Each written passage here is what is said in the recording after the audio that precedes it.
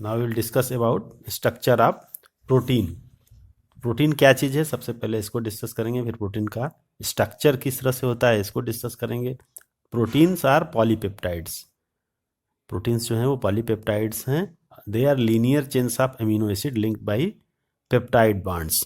तो प्रोटीन जो होती हैं वो पेप्टाइड बॉन्ड, जैसे कि आप अमीनो एसिड का स्ट्रक्चर देख चुके हैं, तो उसमें एक तरफ NH और एक तरफ जो है कि CO कार्बोक्सिलिक ग्रुप, तो N टर्मिनल और C टर्मिनल, उसमें दो टर्मिनल होते हैं। तो एक अमीनो एसिड का N टर्मिनल और दूसरे का C टर्मिनल या अमीनो टर्मिनल और कार्बोक्सिल टर्मिनल इस तरह से लिंक हो जाते हैं। तो NH NH CO इस तरह से पॉलीमराइजेशन होता है। तो एक का NH, इसका हाइड्रोजन आयन और इसका हाइड्रोक्सिल आयन, ये दोनों मिल करके एक वाटर मॉलिक्यूल रिलीज हो जाता है। और इस तरह से आप देख चुके हैं कि इसमें पॉलीमराइजेशन होता है, और पॉलीमराइजेशन होकर के जो चेन बनती है उसको हम लोग पॉलीपेप्टाइड कहते हैं। तो प्रोटीन्स क्या हैं, वो पॉलीपेप्टाइड हैं, linear chain of amino acid linked by peptide bond. Linear chain of amino acid linked by peptide bond. NH CO NH CO NH CO इस तरह से आपका लिंक बना हुआ है। यहाँ पे एक वाटर मॉलिक्यूल रिलीज हो जाता है, एक अमीनो एसिड का N टर्मिनल और दूसरे का C टर्मिनल, दोनों मिल करके पॉलीमराइजेशन कर लेते हैं। अब each protein is a polymer of amino acid. There are 20 types of amino acids. A protein is a heteropolymer. कहने का मतलब कि जो प्रोटीन्स होती हैं उसमें 20 टाइप्स के एमिनो एसिड्स होते हैं, और भी एमिनो एसिड हो सकते हैं, लेकिन जो बेसिकली प्रोटीन्स में लिविंग ऑर्गेनिजम्स के अंदर जो प्रोटीन्स है उनके अंदर 20 टाइप्स के एमिनो एसिड्स होते हैं।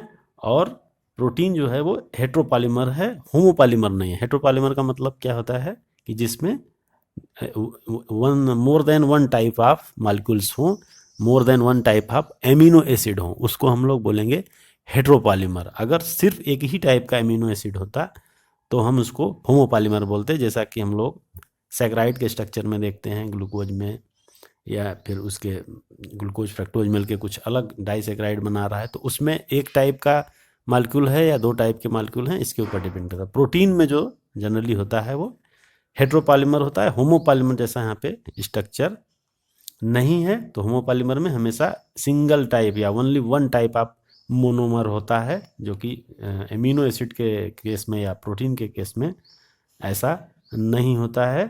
अब यहाँ पे हम लोग प्रोटीन के जो कैटेगरी करते हैं उसमें एसेंशियल और नॉन एसेंशियल दो टाइप की प्रोटीन्स होती हैं। एसेंशियल प्रोटीन वो होती हैं जो हमें सिर्फ डाइट से ही मिल पाती हैं, डाइटरी प्रोटीन सोर्स से ही मिलती हैं, इनको हम लोग एसेंशियल प्रोटीन कहते हैं, क्योंकि ये बॉडी में कहीं सिंथेसाइज नहीं होती हैं। जो प्रोटीन्स बॉडी के अंदर स्वयं से सिंथेसिस हो जाती हैं, बॉडी खुद उसको बना लेती है, उसको हम लोग नॉन एसेंशियल बोलते हैं, क्योंकि वो तो बॉडी हमारी खुद बना ले ही रही है, तो उसमें कोई ज़रूरत नहीं है। लेकिन जो एमिनो एसिड हमारे बॉडी के अंदर नहीं सिंथेसिस होते हैं उसको हम लोग इसेंशियल एमिनो एसिड होते हैं, वो हमारी बॉडी के मेटाबॉलिज्म के लिए ज़रूरी होते हैं, और डाइट या फूड में होना उसका ज़रूरी होता है। अब और प्रोटीन का आप जानते हैं डिफरेंट टाइप के फंक्शन होते हैं। प्रोटीन में बहुत सारे जो, अब तो सबसे बेसिक जो है सेल मेम्ब्रेन है, इसके अलावा जो न्यूट्रिएंट्स हैं उसके थ्रू पास होते हैं।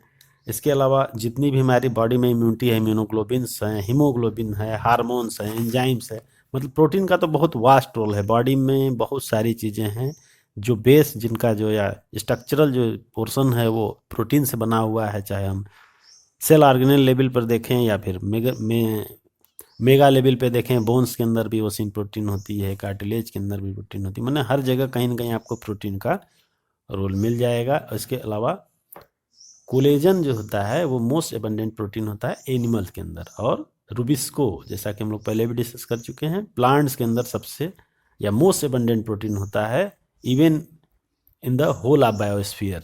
तो इस तरह से कोलेजन सिर्फ एनिमल के अंदर, और रूबिस्को तो पूरे वर्ल्ड में, पूरे बायोस्फीयर में अगर कोई भी मोस्ट एबंडेंट प्रोटीन है, सबसे ज़्यादा जो प्रोटीन पाई जाती है वो आपकी है रूबिस्को। तो इस तरह से ये प्रोटीन के बारे में था।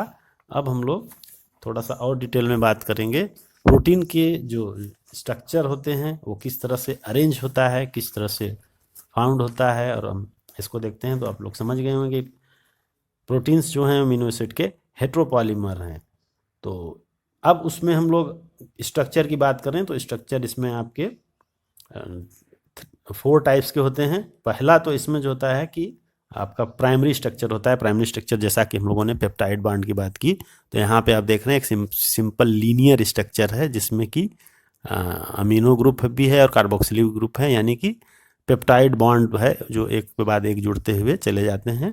और ये पूरा जो है कि सीक्वेंस ऑफ अमीनो एसिड होता है, positional information in A protein. ठीक है, तो सीक्वेंस ऑफ अमीनो एसिड्स जो है कि फॉर्म करता है, वो आपका प्राइमरी स्ट्रक्चर होता है। तो इसमें आप जैसा कि हम लोग डिस्कस करते हैं, a protein is imagined in a line, left end represented by first amino group and right end represented by last amino acid. तो फर्स्ट अगर हम कोई प्रोटीन चल रहे हैं तो इधर वाला फर्स्ट अमीनो एसिड होगा, इधर वाला लास्ट अमीनो एसिड होगा। और first amino acid is called an terminal amino acid. जो फर्स्ट अमीनो एसिड होगा एन टर्मिनल पे, उसको एन टर्मिनल अमीनो एसिड बोलेंगे। जो लास्ट होगा उसको सी टर्मिनल बोलेंगे। क्यों बोलते हैं इसको एन टर्मिनल और सी टर्मिनल? क्योंकि अगर हम यहाँ देखें लेफ्ट साइड में, तो ये जो यहाँ पे फर्स्ट ग्रुप है वो अमीनो ग्रुप है, तो अमीनो ग्रुप में नाइट्रोजन होता है, तो इसलिए इसको अमीनो एसिड टर्मिनल बोलेंगे या फिर एन टर्मिनल बोलेंगे। और इस तरफ पे कार्बोक्सिलिक ग्रुप लास्ट होता है, इसीलिए इसको सी टर्मिनल या कार्बोक्सिक टर्मिनल बोलते हैं। तो इस तरह से ये एन टर्मिनल हो गया, ये सी टर्मिनल हो गया। तो इस तरह से ये प्राइमरी स्ट्रक्चर है प्रोटीन का। जो प्राइमरी प्रोटीन्स होती हैं वो इस तरह से मिलती हैं। और अगर हम थोड़ा सा और डिटेल में जाएं, ये तो प्राइमरी स्ट्रक्चर की बात हो गई जो होता है, तो जनरली प्रोटीन इस लीनियर फॉर्म में या इस प्राइमरी फॉर्म में नहीं मिलती हैं। इसमें कुछ हिस्सा तो आपको लीनियर मिलेगा, प्रोटीन्स में एक रॉड की तरह मिलेगा, लेकिन कुछ हिस्सा जो है इसमें वो फोल्ड हो जाता है हेलिक्स के फॉर्म में। हमेशा आपको लीनियर प्रोटीन इस तरह से नहीं मिलेगी, लीनियर पॉलीपेप्टाइड चेन नहीं मिलेगी।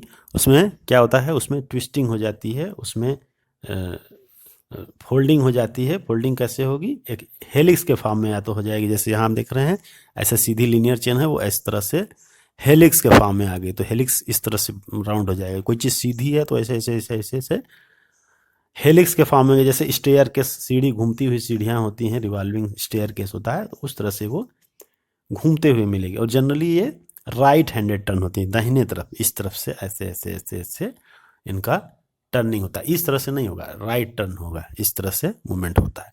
और इसमें होता क्या है कि राइट हैंडेड टर्न होता है, और इस तरह के स्ट्रक्चर को हम लोग बोलते हैं सेकेंडरी स्ट्रक्चर। प्राइमरी स्ट्रक्चर बिल्कुल सीधा हो गया, सेकेंडरी में उसी में ऐसे टर्निंग, और यहाँ पे बीच बीच में इसमें हाइड्रोजन बॉन्डिंग भी बन जाते हैं। एक हाइड्रोजन बॉन्डिंग किसके किसके बीच बनेगा, ये आपका जो इसमें यहाँ पे अमीनो ग्रुप्स हैं और कार्बोक्सिलिक ग्रुप, यानी कि हाइड्रोजन बॉन्ड इसके हाइड्रोजन से और इसके ऑक्सीजन के बीच में हाइड्रोजन बॉन्डिंग हो जाती है बीच बीच में। जैसे ऊपर की चेन यहाँ है, नीचे की चेन है ये, तो ऊपर की चेन में कोई हाइड्रोजन है यहाँ पे NH का, नीचे में कहीं ऑक्सीजन है, या ऊपर ऑक्सीजन है नीचे हाइड्रोजन है। इस तरह से डिफरेंट टाइप की हाइड्रोजन बॉन्डिंग्स हो जाती हैं। वो उस स्ट्रक्चर को और स्टेबल बनाता है और कंपैक्ट बनाता है और उनको टाइट करके रखता है बिल्कुल।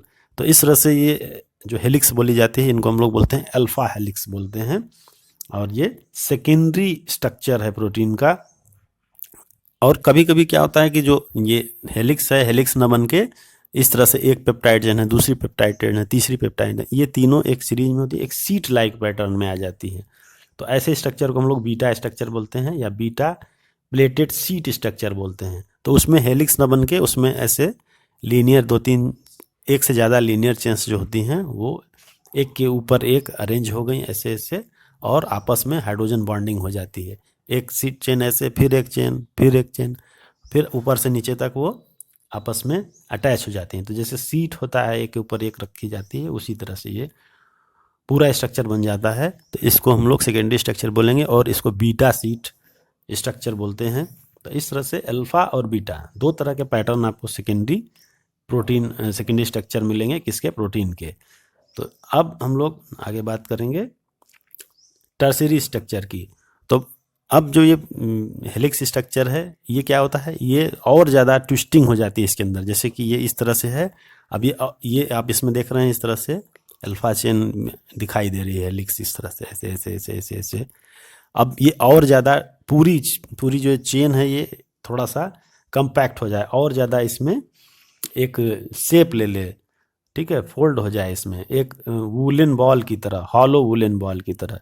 ये हेलिक्स है। अब इसमें क्या है कि ये ऐसे ऐसे ऐसे ऐसे ऐसे ये हेलिक्स है पूरा, इस तरह से ऐसे ऐसे ऐसे ऐसे, और ये खुद में एक राउंड और ले ले इस तरह से, जैसे ओवरऑल ट्विस्टिंग हो जाए इसमें, तब उसको हम लोग फिर बोलेंगे टर्शियरी स्ट्रक्चर। जैसे ये आप देख रहे हैं इस तरह से, ये इस तरह से, तो ये जो इस तरह से ये तो है ही है, इस तरह से ऐसे ऐसे, फिर ये और ज़्यादा टर्न हो जाए, मूव हो जाए उसमें।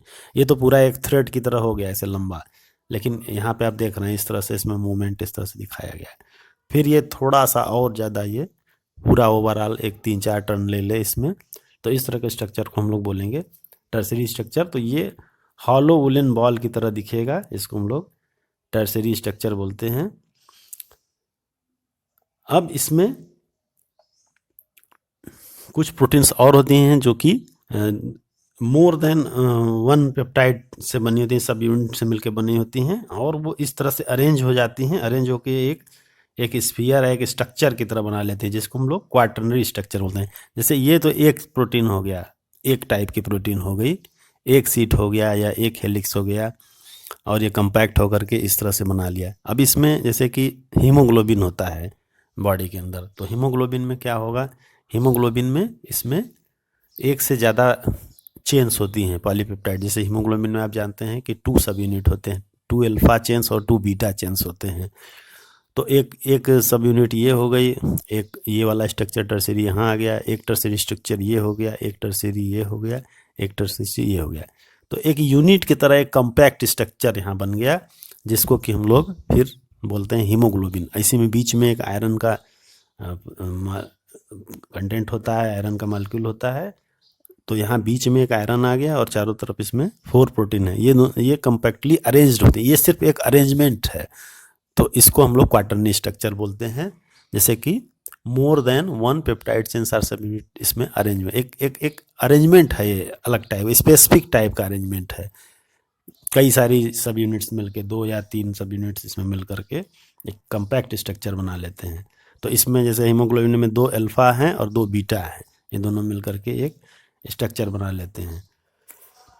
तो इस तरह से हम देखते हैं कि ये एक स्फीयर के फॉर्म में या फिर एक क्यूब के फॉर्म में या प्लेट के फॉर्म में ये सब चीज़ें अरेंज हो जाती हैं। और जैसा आप लोग अल्फा बीटा के बारे में जानते ही हैं, तो अल्फा बीटा सब यूनिट्स होती हैं। तो हीमोग्लोबिन क्या है, हीमोग्लोबिन के अंदर एक हीम हो गया और उसके अलावा 4 सब यूनिट्स ऑफ ग्लोबिन होती हैं। ग्लोबिन्स 2 टाइप्स की होती हैं, अल्फा और बीटा, तो 2 अल्फा एंड 2 बीटा, इस तरह से हीमोग्लोबिन का। तो ये जो हीमोग्लोबिन है आपका, वो एक तरह का क्वाटर्नरी स्ट्रक्चर है, जो कि एक यूनिट की तरह होता है। बाकी अभी हमने प्राइमरी में देखा लीनियर चेन होता है, सेकेंडरी में देखा उसमें ट्विस्टिंग हो जा रही है या फिर सीट लाइक अरेंजमेंट हो जा रहा है। टर्शियरी में जो सीट या हेलिक्स है वो थोड़ा और ज़्यादा फोल्डेड हो जाता है, एक स्पेसिफिक टाइप से वो कंपैक्ट स्ट्रक्चर बना लेता है। थोड़ा सा जो एक सीधी ऐसे हेलिक्स एक थ्रेड की तरह है, वो पूरा और ज़्यादा थोड़ा सा ट्विस्ट हो जाता है, टर्शियरीली वो चेंज हो जाता है इस तरह से। और क्वाटर्नरी में आपने देखा कि कई सारे जो यूनिट्स हैं वो मिल करके पॉलीपेप्टाइड से मिल करके एक अलग स्ट्रक्चर बना लेते हैं। तो इस तरह से यह पूरा आपका प्रोटीन्स के बारे में, स्ट्रक्चर के बारे में है।